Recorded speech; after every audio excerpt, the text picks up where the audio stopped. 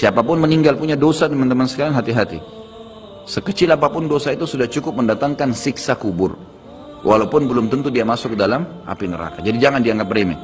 Makanya kisah yang masyhur berhubungan dengan masalah ini adalah kisah Utsman bin Affan radhiyallahu anhu yang pernah menziarahi kuburan lalu terisak-isak menangis seperti anak kecil. Lalu beberapa teman-temannya di zaman khilafah beliau berkata, "Wahai Amir Mu'minin, kenapa anda menangis melihat kuburan? Padahal Nabi SAW sudah menjamin buat anda surga. Dan anda ini siapa? Terkenal anak mantunya Nabi SAW, ya, dapat jaminan surga. Nabi sebutkan lisannya langsung, Utsman di surga, dijamin. Bagaimana bisa anda menangis seperti ini?" Jawaban Utsman radhiyallahu anhu sangat bijak. Orang yang beriman dan berilmu punya jawaban yang tepat. Dia mengatakan, Rasulullah SAW menjamin buat saya surga, tapi tidak menjamin saya selamat dari siksa kubur. Dari mana jaminan saya disiksa dulu di kubur? Nanti saya masuk surga, betul. Tapi di kubur disiksa dulu karena masih ada dosa. Maka pemahaman yang dikeluarkan oleh para ulama tentang tadi saya bilang, dosa itu sekecil apapun sudah cukup untuk membuat adanya siksaan, gitu kan? Itu karena pernyataan Utsman bin Affan yang menyebutkan statement tadi, gitu kan? Jadi kita harus memahami poin ini, teman-teman sekalian. Makanya jangan pernah tunda minta maaf sama orang. Jangan pernah tunda mengembalikan haknya orang lain.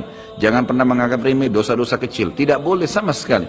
Karena kita akan lihat nanti salah satu penyebab azab kubur adalah tidak cebok pada saat kencing. Masalah kecil yang dianggap kecil oleh orang, gitu kan? Banyak orang anggap remeh. Maaf, banyak saudara-saudara kita yang membawa taksi, kendaraan umum di luar sana, kemudian kadang-kadang kita lihat di pinggir jalan kebelet kencing, main mampir sembarangan saja, ya, kencing sembarangan, tidak membersihkan dirinya. Ini berbahaya, penyebab azab kubur. Kata ulama, kalau kencing saja itu sudah menjadi penyebab, bagaimana dengan buang air besar? Bagaimana dengan orang junub tidak mandi? Bagaimana dengan hal-hal yang lebih besar lagi, gitu kan? Karena memahami hukum-hukum syari seperti ini, kalau hal yang kecil saja dilarang, berarti hal yang besar lebih pantas untuk dilarang. Kalau hal kecil saja mendatangkan azab, berarti hal yang lebih besar lebih pantas mendatangkan azab. Jadi harus hati-hati, gitu kan? Kalau amal ibadah kecil kita kerjakan sudah besar pahalanya, bagaimana dengan amal yang wajib misalnya, atau amal yang besar yang kita kerjakan? Kalau umrah fadilahnya besar, berarti haji lebih besar.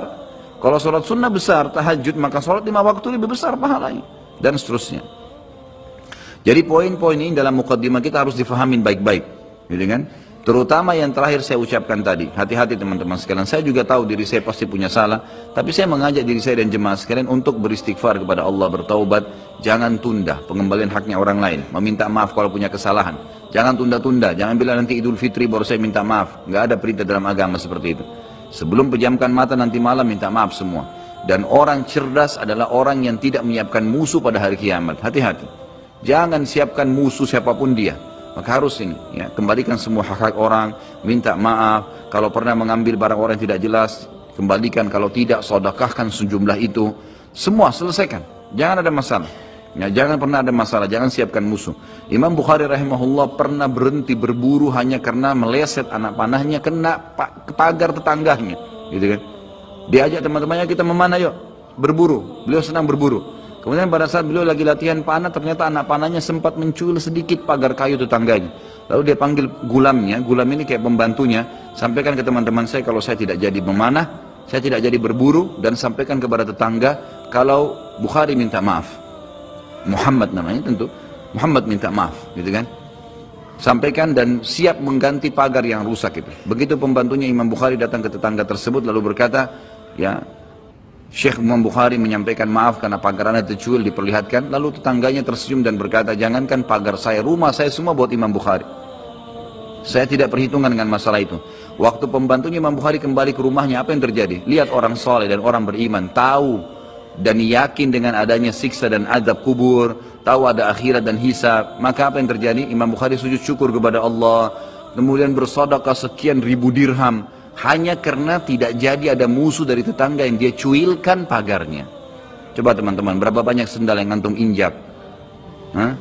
Berapa banyak air yang kepercik kena orang lain? Berapa banyak ini, berapa banyak itu?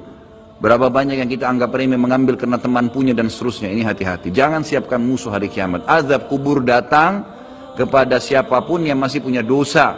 Dan dosa ada hubungannya dengan Allah subhanahu wa ta'ala, ada hubungannya dengan makhluk. Kalau berhubungan dengan Allah azza wa jalla, kita bertaubat kepada Allah. Allah maha pemurah. Dia akan terima taubat hamba-hambanya asal ikhlas.